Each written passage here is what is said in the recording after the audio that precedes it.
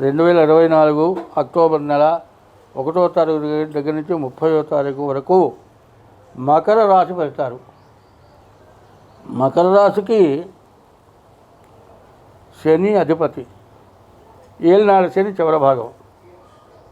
అయితే నవంబర్ దాకా శని పూర్తిగా వక్రించి ఉండటం వల్ల చాలా ఇబ్బందులు కలిగేటువంటి లక్షణాలు ఉన్నాయి. కాబట్టి ఈ మకర రాశి వాళ్ళు చాలా జాగ్రత్త పడాలి.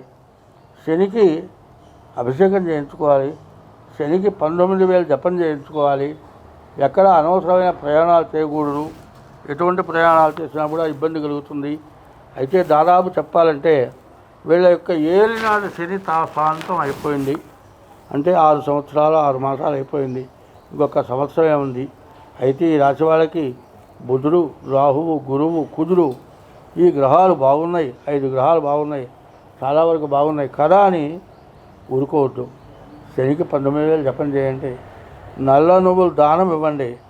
ఇంకా వర్షాకాలం వర్షాలు ఉన్నట్టయితే నల్ల గొడుగు ఇవ్వండి, నల్ల చెప్పులు దానం ఇవ్వండి, నల్ల దుప్పటి దానం ఇవ్వండి. ఇవన్నీ కూడా మీకు బాగా ఉపయోగపడతాయి. కాబట్టి చాలా మంచి రోజులు రాబోతూ ఉన్నాయి. మీ జీవితానికి చాలా మంచి యోగం పట్టిందిక. మీకు జీవితంలో ఇక సమస్యలు అంటూ రావు. కాబట్టి ఈ రాశి వాళ్ళు ముందుగా ఏం చేయాలంటే ఈ బాగుండని గ్రహాలు ఏవైతే ఉన్నాయో రవికి మరి పూర్తిగా శాంతి చేయించుకోవడం చాలా అవసరం. కాబట్టి శనికి, రవికి పూర్తి శాంతి చేయించుకోండి. కేతువుకి కూడా శాంతి చేయించుకోండి. రవి, శని, కేతువు.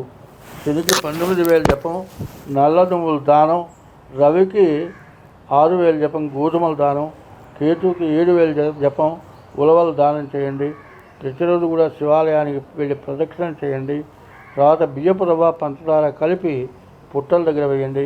మీకు అన్ని విధాలా బాగుంటుంది, అన్ని రకాల మీకు కలిసి వస్తుంది. కాబట్టి చివరి దశని అశ్రద్ధ చేయొద్దు. ఎందుకంటే కాలికి దెబ్బ తగిలిందండి, పుండంతా మానింది, కట్టుకట్టాడు.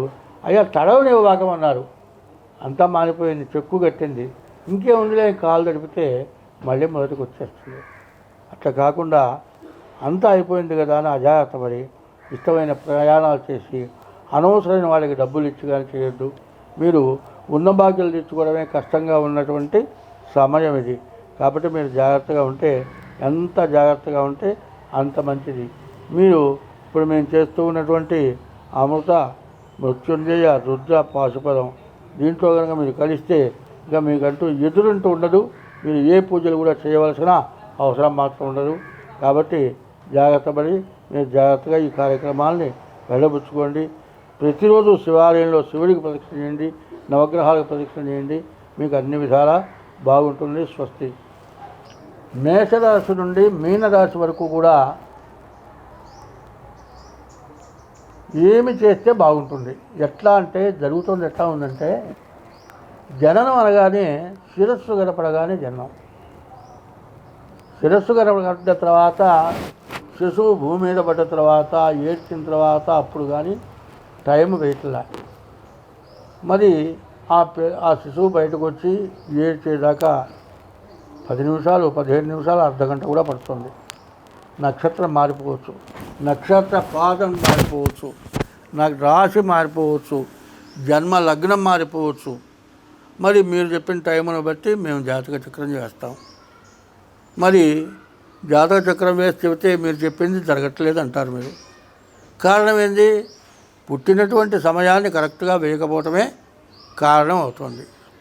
కాబట్టి జాతకాన్ని నమ్మలేనటువంటి పరిస్థితుల్లో బాధపడుతున్నారు. కాబట్టి అన్నిటికీ కూడా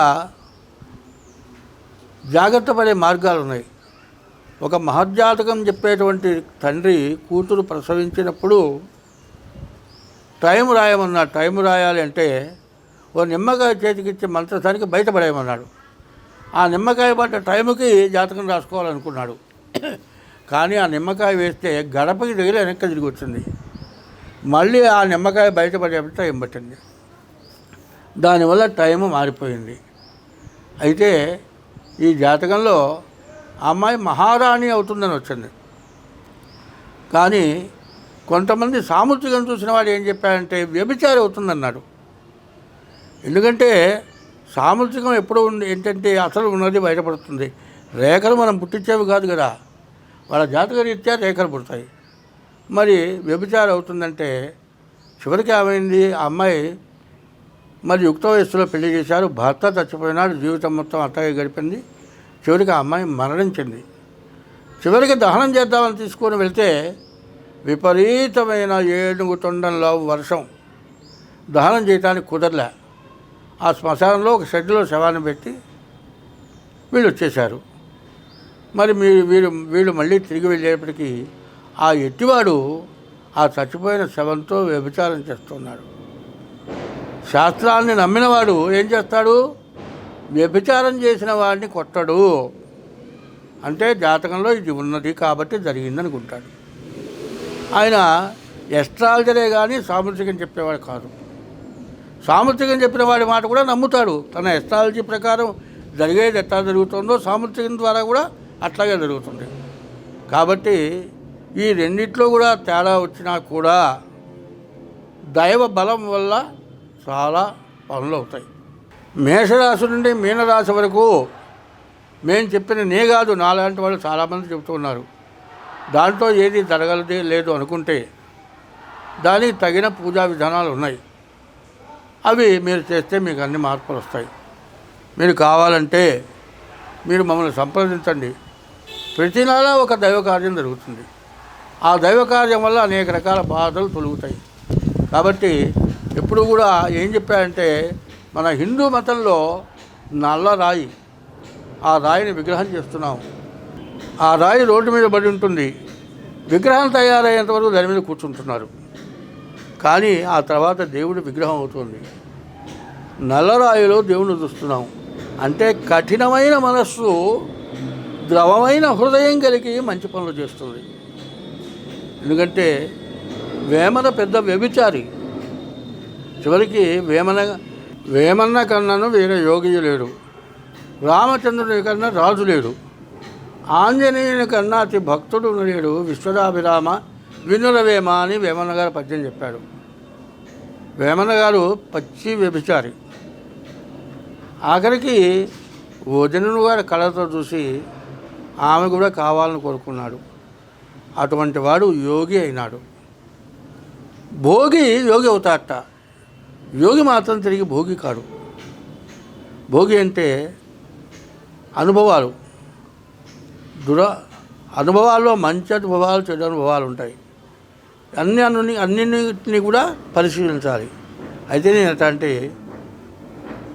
అలవాటు ఉన్నవాడిని మాత్రం కాదు, అన్నింటినీ పరికించి చెబుతున్నవాడిని నేను. కాబట్టి మనకున్నటువంటి కష్టాలు ఎప్పుడూ ఉంటాయి అనుకోవద్దు. ఈ కష్టాలు ఈ జన్మలోనే పోగొట్టుకోవాలి మనం, మళ్ళీ వచ్చే జన్మ దాకా రాకూడదు. కాబట్టి జన్మంటూ ఉంటుంది కాబట్టి ఆ జన్మకి సమస్య లేకుండా చేసుకోవాలి అంటే మా చేత గ్రహ పూజలే కాదు, జాతకం చెప్పడమే కాదు, సాముద్రికం చెప్పడమే కాదు, ప్రతి నెలలో కూడా ఏదో ఒక దైవ సంబంధించినటువంటి పూజా కార్యక్రమాలు జరుగుతూ ఉంటాయి. ఇటువంటి వాటిల్లో మీకున్న దోషాన్ని బట్టి ఏ పూజ చేస్తే మీకు మేలు జరుగుతుంది అనేది మాత్రం ఖచ్చితంగా మేము చెప్పగలం, చేయించగలం. కాబట్టి ఇట్లాంటి వాటిల్లో పాల్గొనండి. అన్ని విధాలా మీకు భగవంతుడు మేలు చేకూరుస్తాడు. నేను చేకూరుస్తానని చెప్పట్లే, భగవంతుడు మాత్రం ఖచ్చితంగా మీకు తగినటువంటి దోషాలు మొత్తం పోగొడతాడు. అందరం బాగుంటాము. స్వస్తి.